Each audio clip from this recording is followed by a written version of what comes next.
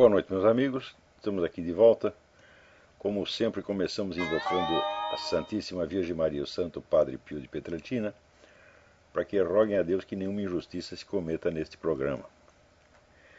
Quero lembrar a vocês que de 7 a 12 de maio eu vou proferir aqui em Colonial Heights, Virgínia, o curso Conhecimento e Moralidade, cujo programa se encontra na minha página www.olavodecarvalho.org.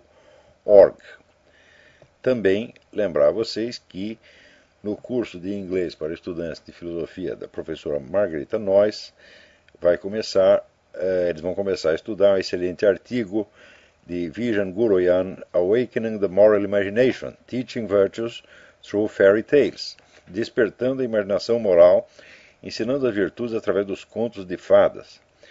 Isso começará na próxima terça-feira,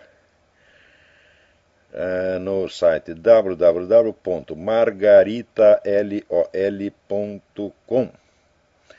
Quero pedir de novo a vocês que assinem a petição em favor do Padre Paulo Ricardo, que está sendo vítima de uma grossa sacanagem. Agora não preciso mais dar aquele link todo complicado, porque você tem link para isso na minha página, www.olavodecarvalho.org, e também no site do Mídia Sem Máscara.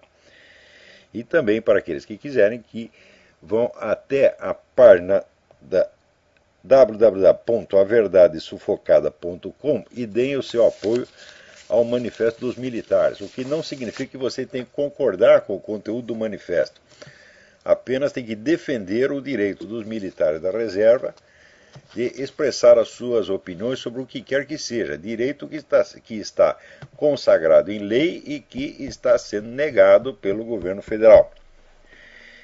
Muito bem, aqui o Júlio Severo pede que eu dê uma opinião sobre este caso da Igreja Ortodoxa Russa, que quer proibir nacionalmente, proibir na Rússia inteira a propaganda gaysista para menores de idade. É claro que isso está certo e não tem ninguém que possa ser contra. Está certo? Eu acho que qualquer propaganda sexual dirigida a menores de idade é uma sacanagem. E é um crime. É uma exploração sexual do menor de idade, evidentemente.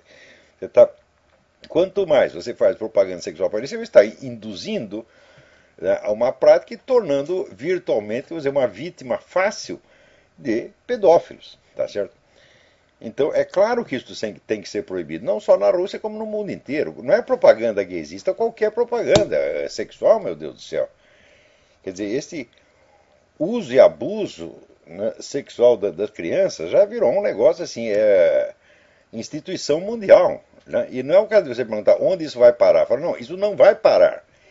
Isso vai piorar cada vez mais, Então, em princípio, essa medida está inteiramente certa. Agora, há o seguinte problema. O esquema de poder que atualmente governa a Rússia, ele está delineado nos planos do professor Alexandre Dugin, tá certo? Com o qual eu tive um debate meses atrás, debate o qual será brevemente publicado em livro, integralmente, pela Vide Editorial de Campinas. Então, se vocês acompanharem aquele debate, você vai ver que os planos, a estratégia global da Rússia é uma coisa de uma complexidade enorme. A ideia básica se originou no que eles chamavam antigamente nacional-bolchevismo. Agora não é mais nacional-bolchevismo, agora já chamam de esquema eurasiano, que é uma coisa um pouco diferente. Mas a ideia, entre outros aspectos, é fazer uma aliança entre tudo o que no mundo possa ser anti-americano e anti-israelense. Então isso inclui comunistas, nazistas, radicais islâmicos, extremistas de direita e de esquerda, tudo que possa haver no mundo, tá certo? Direito americano. E usando, vamos dizer, um discurso ao mesmo tempo revolucionário e tradicionalista, quer dizer, fundindo certos símbolos do pensamento tradicionalista, por exemplo, René Guénon, Júlio Zévola, etc., com a linguagem dos revolucionários comunistas. É uma coisa muito bem feita, tá, né? E da qual não pode resultar absolutamente nada de bom. Tá certo? Quer dizer, o próprio governo Putin é um exemplo. Por exemplo, o Putin diz que oferece asilo e proteção às pessoas que forem perseguidas no mundo por motivo religioso. Então seria ótimo se ele parasse de perseguir, primeiro a igreja, parar de perseguir a Igreja Católica dentro da Rússia. Então você vê que esta oferta de proteção, né, é mais ou menos como aquela que Stalin oferecia aos exilados russos, quer dizer, os caras que saíram correndo da Rússia, né, durante a Revolução, que Stalin chamou de volta. E os caras chegavam lá e eles matavam. É uma coisa mais ou menos desse tipo, quer dizer, já é tradicional na Rússia. E, em segundo lugar, você precisa ver que esse apelo religioso do governo russo é uma das artimanhas mais perversas que alguém já concebeu ao longo de toda a história humana. Inclusive porque, eu acho que eu já mencionei isso aqui, quando o Papa João Paulo II, em vez de fazer a consagração da Rússia ao Sagrado Coração de Maria, como havia sido solicitado por Nossa Senhora em Fátima, ele fez uma vaga consagração do mundo. Tá certo? Ele sozinho, inclusive porque a Nossa Senhora tinha pedido que reunisse todos os bispos do mundo para fazer a consagração da Rússia, ele sozinho fez lá uma tal de consagração do mundo a Nossa Senhora, uma coisa que absolutamente não quer dizer nada. Né? Imediatamente, o governo russo aproveitou isso como arma de propaganda para dizer, pronto, a Rússia está agora consagrada ao Sagrado Coração de Maria e, portanto, a Rússia agora é o porta-voz de Nossa Senhora no mundo. Para quem não vê que isso é uma empulhação, tá certo? É uma fraude religiosa monstruosa, né? E que governo honesto vai se meter com uma coisa dessa? Então, a ideia de você apelar a toda a população conservadora que está descontente, que está chocada com os rumos do mundo, tá certo? Faz parte integrante da estratégia russa. Mas é para usar toda esta gente para fortalecer o poderio do esquema eurasiano, que é basicamente Rússia, China e radicais islâmicos. Então, não podemos nos opor a essa medida, ao conteúdo dela, mas devemos tomar extremo cuidado para que o apoio que nós dermos a isso não possa ser usado, tá certo, para fortalecer o esquema que é o autor da proposta. Tá certo? Mas isso aí, olha, pessoas que tomam posições em política, que opinam em política, baseadas assim, em preceitos morais anteriores, sempre erram. Porque se você tem certos princípios morais, você pensa que o inimigo não conhece os seus princípios morais? E não sabe a que você é sensível? E não sabe apertar o botão para despertar a reação certa que ele quer de você? E falar, meu Deus do céu. Vocês têm que lembrar o seguinte, Santo Tomás de Aquino dizia que uma ação boa é aquela que é boa nas suas finalidades, nos seus meios de execução, tá certo? E no seu resultado. Então, para aderir a uma coisa, você precisa ver tudo isso, tá certo? Então, quais serão, por exemplo, os meios de execução, né, disso aqui? E quem que está puxando as cordas por trás? Quem que está manejando a coisa por trás? Tá certo? O simples fato de ser a Igreja Ortodoxa Russa já torna a coisa suspeita, porque a Igreja Ortodoxa Russa e o governo russo são exatamente a mesma coisa. E o governo russo é a própria máfia russa. Então vocês tomem cuidado com isso, gente. Não vão se entusiasmando, né? Então, o camarada que pertence, vamos dizer, a uma corrente minoritária, que está sendo sacrificada, perseguida, humilhada, etc., ele quer se apegar a qualquer esperança. Então vem um espertalhão e acena com um negócio que ele gosta, diz, olha, aqui nós vamos proibir a propaganda gaysista para crianças. Ora, nós todos estamos chocados de ver propaganda gaysista e sexualista em geral, né, usando e abusando da inocência infantil. Nós estamos cansados disso, então, evidentemente, nós vamos aderir. Só que quem nós estamos fortalecendo com isso? Então é preciso tomar cuidado. Ver, no mesmo sentido, nós temos que analisar este movimento contra o tal do Joseph Kony, em Uganda. Joseph Kony é um guerrilheiro, é o chefe do grupo guerrilheiro, tá certo? Né, que diz que quer instaurar no mundo o reino do Velho Testamento, o reino bíblico. Então, para adiantar o expediente, ele já tem 27 esposas, tá certo? O cara, né, ele não é só na teoria, ele está lá na prática, ele e o rei Salomão. Tá? Então, o sujeito é um maluco completo e ele usa muitas crianças, ele sequestra crianças, aliás, como todos os movimentos guerrilheiros fazem, sequestra crianças e as treina para integrar no seu movimento guerrilheiro. Então apareceu uma campanha internacional com ares humanitários, salvemos as crianças de Uganda, etc, etc, e incentivando o governo americano a mandar tropa para lá. Quando você vai ver o negócio, bom, começou a aparecer também cidadãos ugandenses que, por sua conta própria, sem ser financiado por ninguém, sem ser dirigido por ninguém, apareceu no YouTube dando testemunhos. Testemunho número 1. O Joseph Kony está fora de Uganda, né? Está no Congo, vai fazer 6 anos. Então como é que você vai mandar tropa para Uganda para pegar um sujeito que não está lá? Segundo, também faz 6 anos que o Joseph Kony não faz porra nenhuma. Não ataca nada. Então o perigo naquela região certamente não vem desse cara. Então você vê, peraí, aí tem coisa por trás. Né? Quando você vai ver quem está financiando a campanha, né? George Soros. Né? Então George Soros, evidentemente, quer usar as tropas americanas para ir lá ocupar regiões petrolíferas e aproveitar, quebrar a espinha dorsal de Uganda, quebrar a soberania nacional de Uganda. Só que tem o seguinte, Uganda é um país católico, governado por católicos.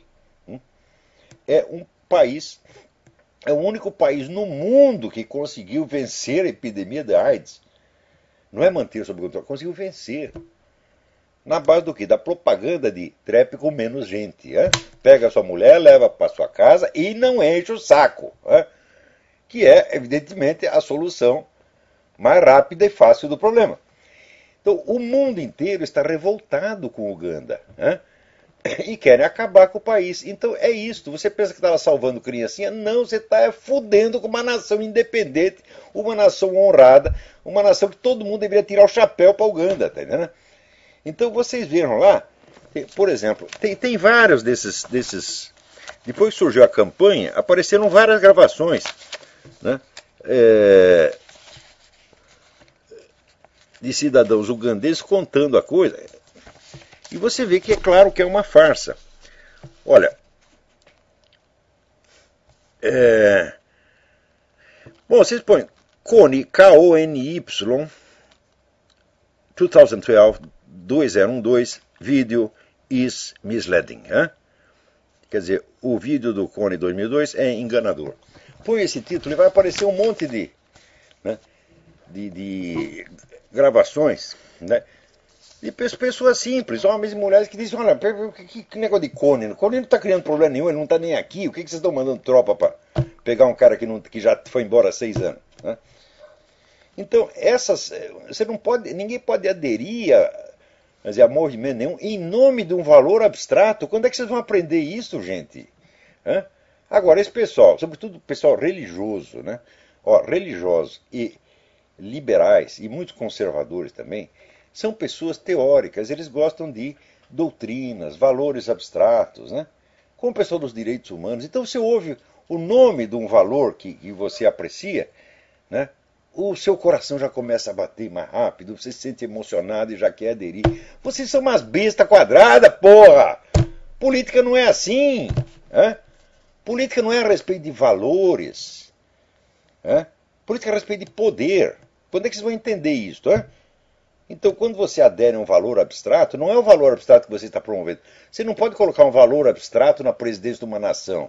Você coloca uma pessoa, um grupo de pessoas. A política é a respeito de pessoas e não de ideias e valores. Quando é que vocês vão entender isto? Outro dia eu estava lendo lá no meu querido amigo Reinaldo Azevedo. Aqui nós não combatemos pessoas, nós combatemos ideias, etc, etc. Bom, é assim que a gente perde a briga. Fica na sua discussão de valores. Os caras deixam até você ganhar a discussão abstrata. Porque o que eles não querem, o que eles querem não é ganhar uma discussão, o que eles querem é ganhar poder. E o poder é uma questão de pessoas. Por exemplo, veja agora, o Procurador-Geral da República diz que o Zé Dirceu pode ser condenado até 111 anos de cana pelo mensalão. Diz que o mensalão foi a maior conspiração contra a presidente da República, o Estado brasileiro. E de fato foi. Porque eu lembro do Zé Dirceu, olha que coisa, como essa gente funciona. No tempo daquelas CPIs da década de 90, bastava aparecer, né, uma empreiteira que deu uma propina, né, para um vereador, né? Então já subia o Zé Dirceu ali na tribuna da Câmara e dizia: é um Estado dentro do Estado, né? É uma conspiração. E enquanto ele falava essas bobagens, eles mesmo, PT, já estavam montando o Estado dentro do Estado, que mais tarde viria a se chamar mensalão. Né? Devia chamar o pirocão, porque é para enrabar a nação. Tá certo? Então, o cara fez isso. Agora, é uma luta de ideias, meu filho. Hã? Quer dizer, como é que você vai derrubar o mensalão na base das ideias? Não, você tem que pegar as pessoas e tirá-las dos seus cargos e botar na cadeia. Pessoas fisicamente, tá entendendo? Você pega o sujeito daqui e põe lá. Política se faz assim, é com pessoas. Então nós temos que parar com essa hipocrisia de dizer: estamos combatendo ideias. Eu não estou combatendo ideia com isso. Esse pessoal não tem ideia. Você acha que o Zé Dirceu tem alguma ideia, porra? Hã? E você acha que o Putin tem alguma ideia? Não, o Putin comprou o esquema do Dugin porque é conveniente para o poder nacional russo e para o poder pessoal dele e da curriola dele. Hã? Se amanhã ou depois esse esquema não funcionar, ele troca de esquema. Agora, ele, por exemplo, ele acha que é vantajoso ganhar a opinião conservadora mundial. Por quê? Porque ela está sem porta-voz. Né? Você vê, por exemplo, no Brasil a maioria é conservadora. Tem um partido conservador? Não. Tem 2 ou 3 políticos conservadores, né, aos quais ninguém presta atenção. Então, como a maioria conservadora em toda parte ou não tem porta-voz, ou não tem porta-voz adequados, como é o caso nos Estados Unidos, aqui tem bastante porta-voz, mas não tem nenhum adequado. Então ele diz: opa, essa turma toda está sem um representante. Então quem vai aparecer como gostosão? Eu, Vladimir Putin, serei o restaurador da moralidade e do cristianismo no universo. E todo mundo sai batendo palma. E Júlio Severo, Methel Hoffman, todo mundo achando lindo. É? Preste bem atenção, quer um conselho? Em política, nunca tome partido de nada com base em valores ou ideias. Não é disto que se trata em política. Vou repetir uma coisa assim: política se trata de poder. Poder significa a capacidade que um sujeito tem de determinar as ações dos outros, de fazer os outros fazerem o que ele quer. Tá certo? Seja por manipulação, seja por ameaça, seja por propina, seja por qualquer meio. Né? Então, a política trata de pessoas e de meios, nunca de valores e fins. Nunca! O que traz de valores e fins é a religião, é a filosofia. Somos nós, intelectuais, nós, os trouxas, que ficamos discutindo lá, enquanto isso os caras vêm com uma piroca deste tamanho e põem no nosso cu. Né? E eu já falei para você, eu mesmo, quantas vezes eu não tive essa experiência? Eu ganho a discussão com um cara, mas ele ganha verba estatal. Eu não ganhei verba estatal nenhuma, nem quero. Se você quer saber, eu estou aposentado faz 15 anos, nunca vou buscar o dinheiro da aposentadoria, porque dinheiro do governo não quero nem merecido, quanto mais imerecido. Agora, esse pessoal vive disso. Né? Eles são, para usar a expressão do Gilberto Amado, são colecionadores vorazes de subsídios. Né? Então é isso que eles querem. Ah, eu perdi a discussão com o Olavo, não tem importância, eu vou lá no ministério, pego um pouco de dinheiro, o Olavo fica na merda e eu fico aqui gostosão. Né? Então, só acontece o seguinte: eu sei disto, e eu sei que eu não sou político, tá certo? E eu sei que eu não estou competindo com eles na mesma esfera, só que eu não sou trouxa, tá certo? De jogar com eles um jogo no qual eu só posso perder. É? Então é o seguinte, eu aqui não denuncio ideias, denuncio pessoas e atos. É? Por exemplo, você combater o crime, como é que você pode combater o crime sem combater o criminoso? Me explica. Daí vem todo mundo aquela conversa: ah, nós temos que odiar o pecado e não o pecador. Odiar, mas não é castigar. Hein? Como é que você vai castigar o pecado sem castigar o pecador? Como é que você vai castigar o crime sem castigar o criminoso? Me explica como é que faz isso, porra, porque isso é mágica. Hein? Então não se trata de combater. Então é a mesma coisa, um sujeito assaltar você, a sua casa, né? Matar sua família, estuprar sua mulher, suas filhas, e você diz, não, vamos sentar aqui e discutir a nossa interpretação do Código Penal. E você vai ganhar discussão de ideias com o cara. Vocês estão fazendo isso, porra. Então, ó aqui, ô Júlio, eu quero você muito bem, você é muito boa pessoa. Larga de ser trouxa, vai acreditar em Vladimir Putin, porra, pelo amor de Deus. Methel Hoffman, excelente pessoa. Né? Então, aceitem a proposta em si, mas advertindo que tem um jogo de poder por trás, com o qual vocês não compactuam. É muito simples. Né? Vamos ver um cara aí dizendo, olha, eu sou contra estuprar criancinhas de 3 anos. Eu sou contra você matar sua mãezinha. Fala, também sou contra. Claro, mas precisa ver por que você está falando isso, onde é que você quer chegar com isso e qual é a vantagem que você tá, política que você está querendo tirar disso aí. Né? Mas parece o seguinte, o brasileiro é um povo que viveu na pindaíba durante tanto tempo que ele só concebe malícia quando tem dinheiro envolvido. Por exemplo, no tempo da discussão do Foro de São Paulo, né, todo mundo só queria saber se não existe uma cumplicidade financeira, se o PT não está levando dinheiro das Farc, então não tem problema. Mas quem disse que o PT está atrás de dinheiro, porra? Hã? O PT está atrás de poder. Quem tem poder não precisa de dinheiro. Hã? Eu conheci um sujeito, eu não vou dar nem o nome, não quero lembrar essa figura. Era um desses pseudo-guru que enganava todo mundo. E ele estava sempre no hotel de 5 estrelas, andando de Rolls Royce, não tinha uma moeda no bolso. Nunca! Hã? E ele dizia assim, eu não preciso de dinheiro, eu tenho pessoas na minha carteira. Outra coisa que eu vou lembrar para vocês. Vocês devem se lembrar da figura do ex-presidente Jânio Quadros. O Jânio Quadros era um pobretão, era um professor de português do Mato Grosso, que de repente subiu na política. Então um dia num comício eu perguntava para ele, doutor Jânio Quadros, como é que o senhor conseguiu dinheiro para toda esta campanha? Né? O senhor tem que nos explicar isso aí. O Jânio pensou um pouquinho, enfiou a mão dentro do bolso, como que estivesse procurando um cigarro, e disse, o senhor tem um cigarro, por favor?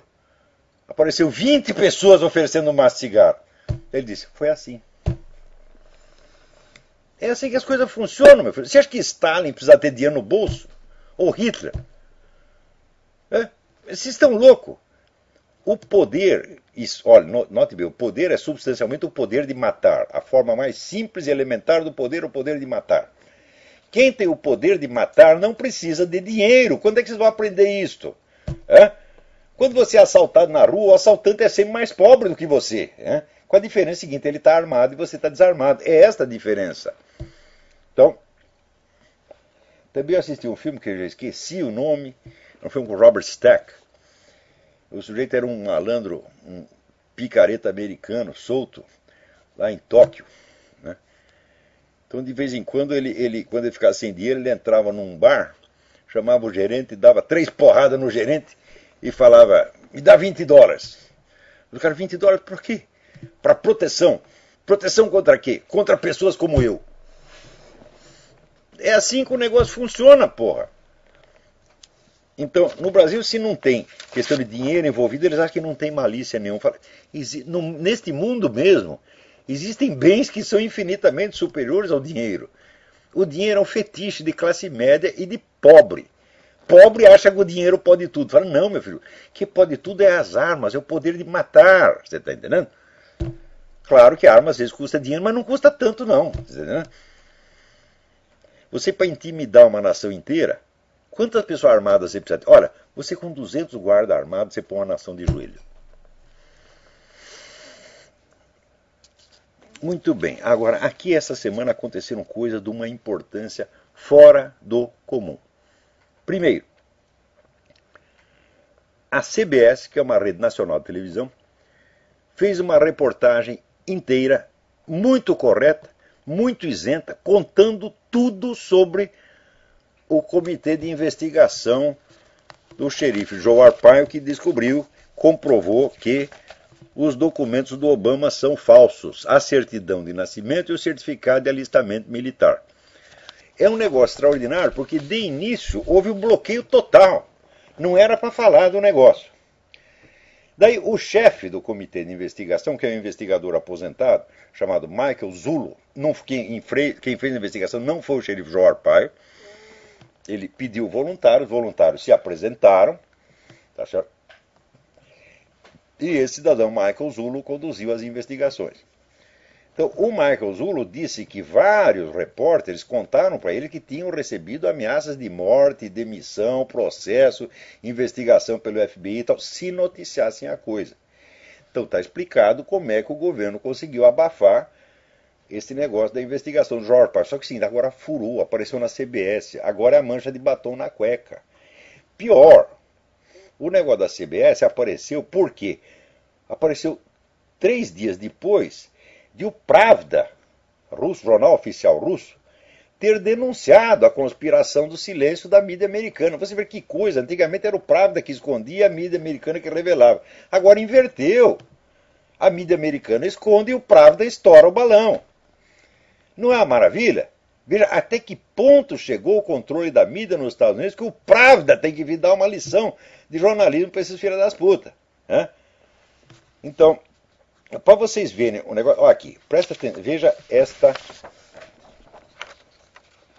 vejam isto aqui, tá claro aí na tela? Tá vendo o carimbo? Veja este carimbo, que é o carimbo autêntico da remessa de uma coisa pelo correio, e aqui o carimbo do certificado de alistamento militar do Obama. Veja, aqui tem 4 números, né, 1980, aqui só tem o 80. E veja como o 80 está encostadinho na linha aqui. Né, tem uma distância muito maior. É claro que isto foi falsificado. O que o sujeito fez? Veja, o Obama, ele não tinha certificado de alistamento militar. Né, que não é bem um certificado de alistamento, é diferente. É um documento pelo qual o cara simplesmente se coloca à disposição das Forças Armadas se for convocado. Então, como os documentos do Obama estavam todos furados, estava faltando coisa pra caramba, em 2008, quando ele se lançou candidato presidencial, algum assessor deve ter soprado para ele, o presidente precisa arrumar um certificado militar aí e tal. O Obama assinou um em 2008 e carimbou como se tivesse mandado em 1980. Né? Então, isso quer dizer, ele assinou em 1980 um documento que só viria a ser impresso em 2008. Quer dizer, 28 anos antes de antecedência, uma volta completa do planeta Saturno. Né? Então, é claro que é uma fraude documental gravíssima, suficiente para botar o cara na cadeia. Para fazer isso, como é que ele fez? Ele simplesmente pegou um carimbo velho do correio, que alguém arrumou para ele, cortou a borrachinha onde estava 2008 e inverteu, põe de cabeça para baixo e carimbou com aquilo, ficou 80, não tem o 1900. Está na cara que foi isto. Não tem outra explicação este negócio. Então, como não dá para esconder mais isso, então até a CBS acabou cedendo e fez uma reportagem muito isenta, muito honesta. Eles só cometeram um pequeno engano. Eles dizem que esse carimbo está na certidão de nascimento. Não está. Esse carimbo está no certificado de alistamento militar. A certidão de nascimento também é falsa. Ali, como é que é, a mancha de batom na cueca. Não tem como alegar que é autêntica. Então, pior ainda, na mesma semana, aconteceu que tem uma comissão da Câmara dos Deputados que chamou lá o secretário da Defesa, Leon Panetta, para explicar esses planos guerreiros aí do governo Obama. E o Panetta disse o seguinte: nós vamos, antes de atacar, nós vamos consultar as entidades internacionais, a ONU e a OTAN, para obter a base legal para a ação militar. Daí o presidente da comissão, um deputado chamado Walter Jones, disse: opa, peraí. A esses organismos internacionais ou a outras nações, você pede apoio. A base legal você tem que pedir ao Congresso, porque a nossa Constituição diz que, exceto no caso de um ataque atual ou iminente, direto à nação, o presidente não pode declarar guerra sem autorização do Congresso. Sempre foi assim. Você lembra que o Bush invadiu o Iraque, foi um osso, teve até esperar a autorização do Congresso. O presidente pode estar louco para fazer uma guerra, mas ele tem que sentar e esperar até o Congresso acabar de discutir o negócio. Sempre foi assim. Né?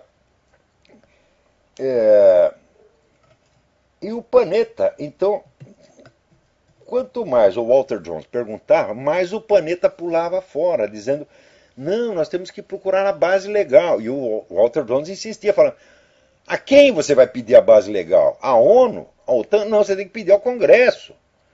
Então ficou claríssimo que estava havendo uma operação de transferência de soberania, como eu já expliquei milhares de vezes. O pessoal globalista, eles estão quebrando a soberania de todas as nações, principalmente dos Estados Unidos. Está vendo aí os nacionalistas brasileiros que acham que a destruição das soberanias é uma operação para aumentar o poder dos Estados Unidos? É o contrário, porra. A primeira vítima da quebra das soberanias são as grandes nações. A Europa já está de joelho. Na Europa já os organismos internacionais fazem o que quiserem lá. Então agora tem que quebrar de duas nações que faltam, Estados Unidos e Israel. Então esses aí são a pedra no sapato dos globalistas. Então, ao mesmo tempo, você vê que eles quebram a soberania das nações, a capacidade que elas têm de atuar internacionalmente, eles aumentam o poder do governo sobre suas próprias populações. Eles estão fazendo isso em todo lugar. No Brasil vocês veem isso toda semana. Quanto mais subserviente o Brasil se torna aos organismos internacionais, mais aumenta também o poder interno do governo sobre sua própria população. Daqui a pouco eu vou comentar mais sobre isso. Mas acontece então que o presidente da comissão lá, o Walter Jones, eu estou perplexo, eu esperei ouvir alguém dizer uma coisa dessas. E imediatamente ele entrou na Câmara dos Representantes com um pedido para que o Obama seja notificado oficialmente, será a resolução número 107 do Congresso, para que o Obama seja notificado de que se ele fizer isso, se ele declarar uma guerra, pedindo autorização a organismos internacionais, em vez de pedir ao Congresso, passando por cima do Congresso, ele terá cometido uma infração criminosa de alta traição e sofrerá impeachment. Então, você vê, o negócio está brabíssimo. Por quê? O Obama está muito mal nas pesquisas. Ninguém mais quer votar no Obama. Eles votam até Luiz Inácio Satanás da Silva, serve. Serve até o Mitt Romney. O Mitt Romney com aquela cara de gostosão, de croupier de cassino que ele tem. Eu vejo o Mitt Romney, eu já vejo ele com aquele colete tudo bordado, assim, de croupier de cassino. Até o Mitt Romney serve. E aqui, evidentemente, se o candidato for Obama, todo mundo vai ter que votar no Romney. Como diz, toma um engove e vote no Romney. Como eu, muitas vezes, tomei engove para votar em Fernando Henrique Cardoso. Tá certo? Então, na teoria do menos mal. Aqui, as eleições no mundo inteiro estão assim. Tem o mal e tem o menos mal. Muito bem. Então, o Obama está mal nas pesquisas. Ao mesmo tempo, vamos dizer, a revolta popular contra esse esquema de saúde dele está crescendo. Porque o negócio vai custar 1 trilhão e não sei quanto. Tá certo? Vai tirar o direito de assistência de um bando de gente, inclusive velhinhas, cancerosos, etc, etc.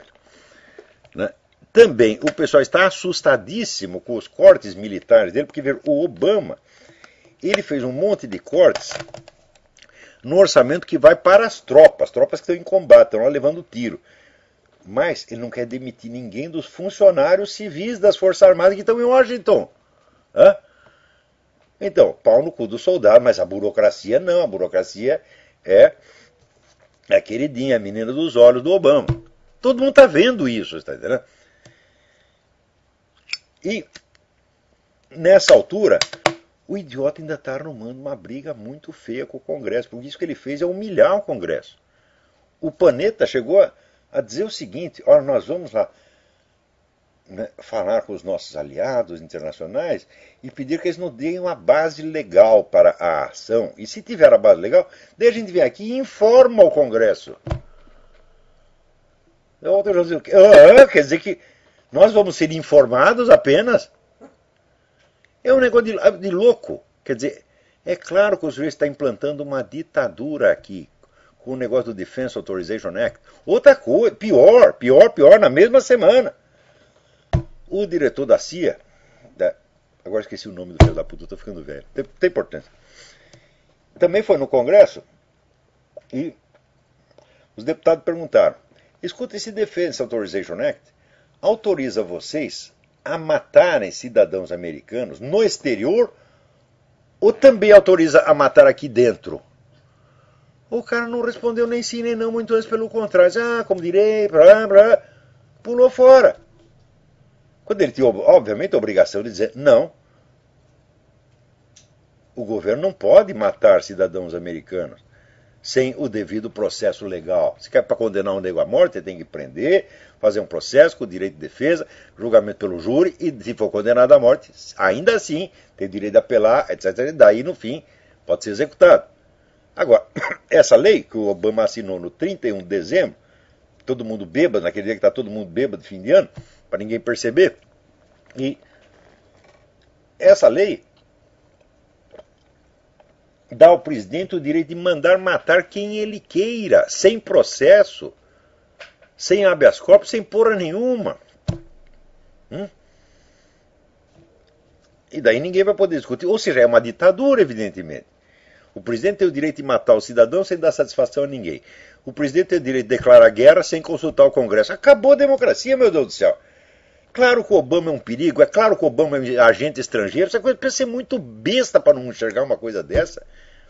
E quem ainda duvida do negócio dos documentos é um idiota completo, tá certo? Ou então é parte interessada. Ou então é louco, sofre de síndrome do piu-piu. Que negócio, será que eu vi um gatinho? Né?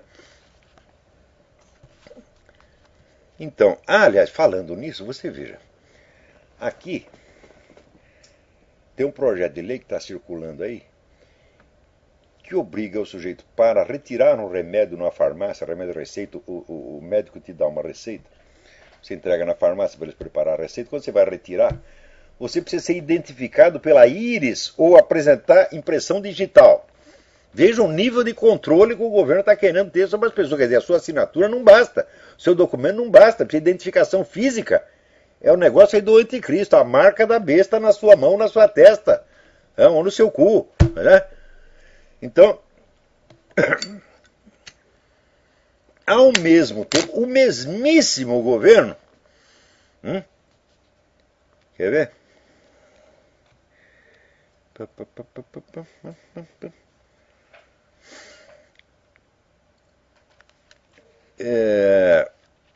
Lá no estado do Texas, votaram uma lei estadual que obriga o eleitor a apresentar uma identidade na hora de votar, uma identidade com fotografia.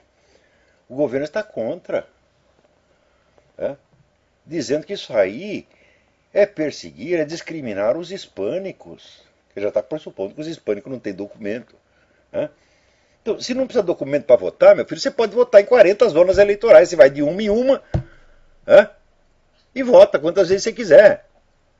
Dá outro nome, dá o nome de um falecido e pronto, ninguém vai te pedir documento. Então significa assim, para votar você não precisa apresentar documento. Mas para retirar uma porra do antibiótico na farmácia, você precisa ser identificado pela íris. Que nem se fosse coisa assim, sabe, prisão de segurança máxima, que o sargento para entrar lá tem que olhar na maquininha para a maquininha reconhecer, senão não entra. Quer dizer, você veja, o nível de controle que eles exigem numa coisa inócua e o nível de descontrole total que eles precisam na eleição para poder reeleger o filho da puta de novo, porra. Quer dizer, vale tudo. Então, o que o Obama está fazendo aqui, ele está devastando, está destruindo tudo. E, para refazer o que ele desfez, olha, precisa de alguém melhor do que o Mitt Romney, porra. O Mitt Romney é meia bomba. Então aqui nós estamos torcendo pelo Rick Santorum, eu não sei se ele tem a envergadura, a inteligência para isso, mas pelo menos é o seguinte, ninguém jamais levantou a boca para acusar o Rick Santorum de desonestidade nenhuma. Então ele é que nem era o Itamar Franco no Brasil. Você pode achar que o QI dele não é muita coisa. Inclusive quando o Itamar Franco foi nomeado embaixador em Portugal, disse que só tinha um problema, ele ia ter alguma dificuldade com o idioma. Mas era uma pessoa íntegra. O Itamar Franco jamais roubou um palito de fósforo. E o Rick Santoro, mesma coisa. Não há sequer suspeitas contra ele. Quando o pessoal quer fazer suspeitas, não encontra do que suspeitar. Então, é claro que é o sujeito mais limpo. Agora, os outros todos têm um pouco de rabo preso.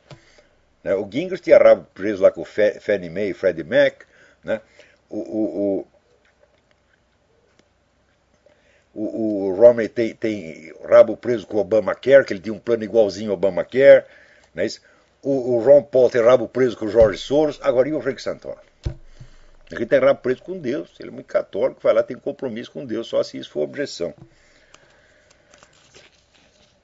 Agora, veja que coisa. Tem tanto assunto interessante, puta vida. Aqui, alguém me manda um artigo publicado no Jornal de Minas. Não, no Jornal Valor. Assinado por Alberto Carlos Almeida. Chama-se A Lúcida Estratégia de Aécio. Dizendo o seguinte. Todo mundo reclama do Aécio Neves porque ele só faz oposição moderada a Dilma Rousseff. E daí ele diz aqui, os intelectuais, tal, né, eles querem uma oposição mais firme, mas o Aécio está fazendo a coisa certa. Por quê? Porque ele sabe que a maioria do povo é a favor do governo, gosta do Lula, essa coisa toda. Então ele não quer bater de frente, porque senão ele vai afastar o eleitorado. Então ele tem que afagar essa parte do eleitorado. Então ele está fazendo a coisa certa, ele é um verdadeiro político, homem prático, etc, etc. Ai, meu Deus do céu, eu já ouvi essa conversa tantas vezes no Brasil, mas tantas vezes. É o seguinte, aqui, esse Alberto Carlos Almeida, ele diz, não, por outro lado tem os intelectuais, que só teorizam, por outro lado tem os políticos, práticos, que sabem o que fazer, e o Aécio Neves sabe o que fazer.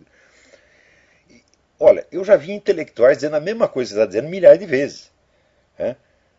Que você tem, vamos dizer, que afagar o eleitorado do adversário e ganhá-lo para você. Tá certo? E que, portanto, você não pode ter uma conversa muito diferente, uma conversa que faça, vamos dizer, uma oposição escandalosa a ele. Você não pode, você tem que contornar as diferenças ideológicas. Eu digo, se você pensar exclusivamente em termos eleitorais, você está certo. Mas pensar exclusivamente em termos eleitorais foi o que acabou com a direita no Brasil. Então, assim, você usa o discurso do adversário, você afaga o eleitorado dele, etc. Você se elege. Então você ganhou a vitória eleitoral e você deu uma vitória ideológica para ele.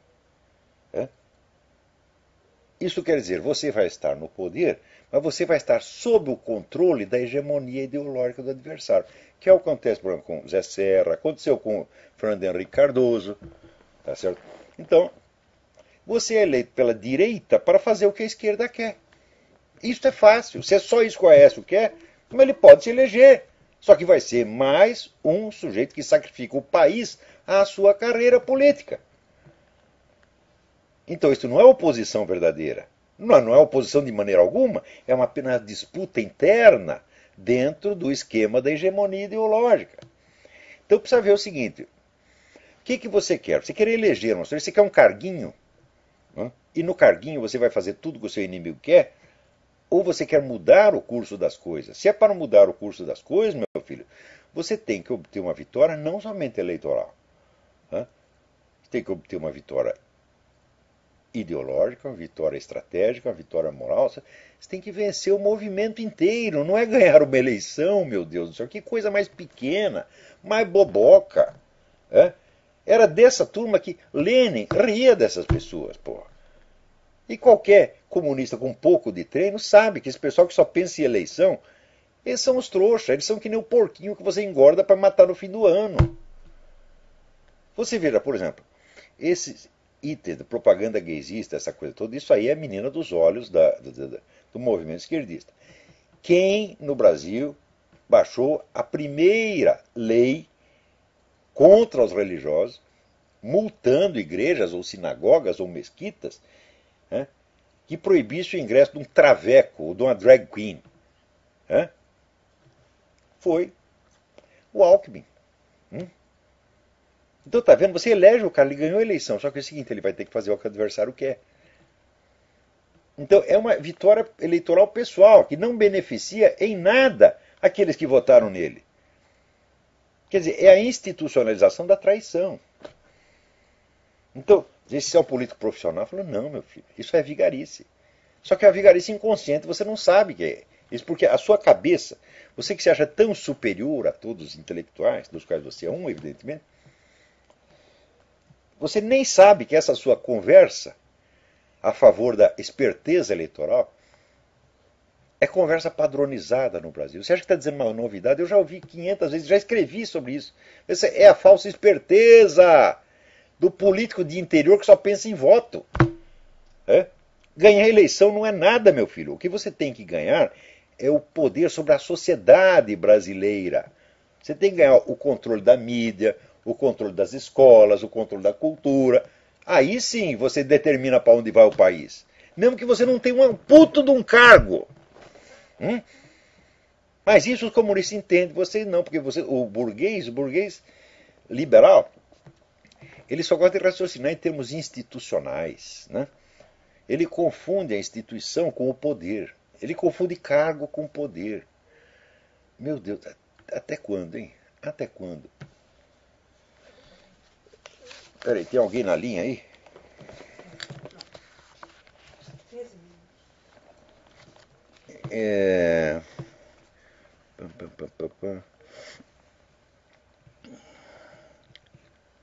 Aqui, pesquisadores brasileiros terão 20 mil bolsas de estudo nos Estados Unidos. 20 mil bolsas de estudo. O programa inteiro da dona Dilma são 75 mil bolsas. Meu Deus, com dinheiro de 75 mil bolsas, você monta uma universidade de primeiro mundo. Ali em Sorocaba, em São Tomé das Letras. Em Jardim Cudamãe. Você está entendendo? Quer dizer, que história é essa de 75 mil bolsas de estudo? Quer dizer, esse é jogar dinheiro fora, meu Deus. Você não tem que levar o brasileiro para estudar no exterior. Você tem que trazer os professores do exterior para ensinar no Brasil. Quando eles fizeram a USP, começaram muito bem, eles trouxeram grandes professores do exterior, matemático, Luigi Fantapié, o filósofo Etienne Souriau, e começou muito bem, foi depois que cagou. Mas fizeram a coisa certa. Não tem que pagar o brasileiro para estudar no exterior, tem que pagar o professor do exterior para vir ensinar no Brasil. Isso é picaretagem. E tem gente achando lindo. A imprensa estrangeira diz, olha a Dilma como é maravilhosa, fez esse programa, etc. Porra! Você não vê que quanto mais a mídia internacional fala bem do Brasil, mais crime tem, pior fica a nossa educação, mais aumenta o nível de corrupção. Vocês não estão percebendo que esses caras, eles são que nem a raposa da fábula, a raposa e o corvo do La Fontaine. Maître Corbeau sur un arbre perché, tenait dans son bec un fromage. O corvo estava lá com queijo na boca, daí chega a raposa e diz, como você é lindo, como você é maravilhoso. Daí o bobão do corvo fica desvanecido, abre a boca e deixa cair o queijo, a raposa pega o queijo e come. Quando é que vocês... Isso aqui é uma lição que dá pra gente quando era criança, porém vocês não aprenderam até agora. Cada vez que a mídia internacional fala bem do Brasil, vocês acham maravilhoso, vocês acreditam e abrem a boca e deixam o queijo cair, porra. Até quando vão acreditar? Veja essa gravação que tem na mídia brasileira, aquela moça, pessoa simples, falando para esses agentes abortistas. Vocês todos são instrumentalizados por essas ONGs internacionais, Fundação Ford, Fundação MacArthur, etc, etc. Vocês estão empregadinhos dessa gente. É essa mesma gente que manda publicar essas coisas. Olha, publica o negócio dizendo que o Lula é maravilhoso, que a Dilma é do caralho, tá entendendo? E o brasileiro lê isso e tem orgasmo, Mais uma vez o mundo se curva ante o Brasil. Putz, a vida, O vídeo está lá no Mídia Sem Máscara, é isso mesmo. Agora, diz que o diretor da BBC diz que nós podemos zombar de Jesus, mas não de Maomé. Mas que coisa extraordinária. Quer dizer, o sujeito diz isso, a gente sabe que ele está fazendo isso, está fazendo há 20 anos. Isso é uma política constante de descristianização e de islamização, porque essa política que vem da própria Casa Real Britânica. O príncipe Charles, ele é isso que ele quer. Ele é discípulo, foi membro do Matarica, discípulo de um sheik há 30 anos. Eu sabia disso 30 anos atrás. Só que na época eu, muito trouxa, não consegui de imediato avaliar as consequências políticas de longo prazo. Mas também eu não consegui de imediato, mas também não levei tanto tempo, porque a maior parte da pessoa não conseguiu juntar a causa com consequência até agora. Quer dizer, o príncipe Charles vem com aquela política de que, não, para vencer o Islã radical, nós temos que afagar o Islã moderado, então o Islã moderado é tomando conta de tudo. E quando você vai ver, os moderados e os radicais são as mesmas pessoas. O sujeito é moderado na segunda, quarta e sexta, e é radical terça, quinta e sábado. Agora aqui, veja, a Corte Europeia, né, impugnou a proibição dos crucifixos na escola italiana. Agora no Brasil já tem um projeto igual, tem que tirar os crucifixos. Tem que tirar o crucifixo por quê? Quem construiu a civilização europeia foi a Igreja Católica. Quem construiu o Brasil foi a Igreja Católica. Estuda um pouco de história. Veja o que seria o Brasil sem os jesuítas. Agora, digo, estava lá um movimento gay para fazer isso? O Brasil deve muito ao movimento gay? Deve muito aos abortistas? Não deve nada. É que nem, você veja, aqui tem um cineasta americano que fez um filme patriota chamado Monumental. Aliás, um filme muito bonito, pelo que eu vi do trailer. Ele foi na televisão falar no programa do Piers Morgan. Piers Morgan é aquele cara que fazia parte do júri do Britain's Got Talent. Quer dizer, ele para julgar cantor popular até que é bom, mas daí entra no negócio político, só fala besteira, Daí, como o cara dissesse que ele era contra o casamento gay, o Piers Morgan disse, você é um extremista. Eu digo, para um pouquinho, um momento. Esse negócio de quem quer que seja contra aborto e casamento gay está sendo rotulado de extremista. Então você faz um favor, me mostra alguma civilização, algum país, algum estado que durante a história tivesse oficialmente casamento gay. Isso nunca existiu, em parte alguma. Então é uma novidade. Quer dizer que, se você segue a opinião tradicional milenar da totalidade da humanidade, você é um extremista. Parece que a coisa está invertida, né? Quer dizer, extremista, por definição, é o sujeito que tem uma posição peculiar que vai contra a maioria. Mas aqui virou o contrário. A maioria é extremista. Então esse pessoal queria retirar os crucifixos, tomou uma entortada, e olha que coisa bonita. O advogado, né, que defendeu as igrejas, defendeu o direito de manter os crucifixos, não era um católico, era um judeu ortodoxo. Olha que coisa mais bonita. Aliás, aqui nos Estados Unidos também, o maior estudioso de perseguição a cristãos no mundo é o Michael Horowitz, não o David Horowitz, Michael Horowitz, não sei se é parente. É o cara que mais estuda e divulga esta matança de cristão que tem no mundo. Se não fosse ele, ninguém estaria sabendo de porra nenhuma. Então esse pessoal está dando um exemplo para a humanidade. Os judeus que vêm se fudendo há séculos, eles estão preocupados com a perseguição que os outros estão sofrendo. Então isso é uma lição para todos. E olha, quer saber? Meu tempo acabou.